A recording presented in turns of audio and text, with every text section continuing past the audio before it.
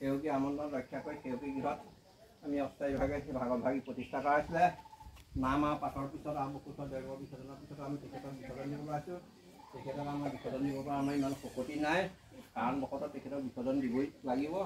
বিসৰ্জন দিবলৈ যাওঁতে আমাৰ ৰীতি নীতি ভাৱ ভক্তি সময় অসমত গুৰু বাক্য অষ্টপূজা আমাৰ অপৰাধ হ'ব পাৰে। অপৰাধখিনি ভঞ্জন কৰি আপোনালোকৰ কীৰ্তনসকলে চাই দিয়ে। ইয়াৰ নাম হোৱাৰ পিছত ভকতে প্ৰসাদ বিতৰণ কৰিছে, আইসকলেও লৈছে।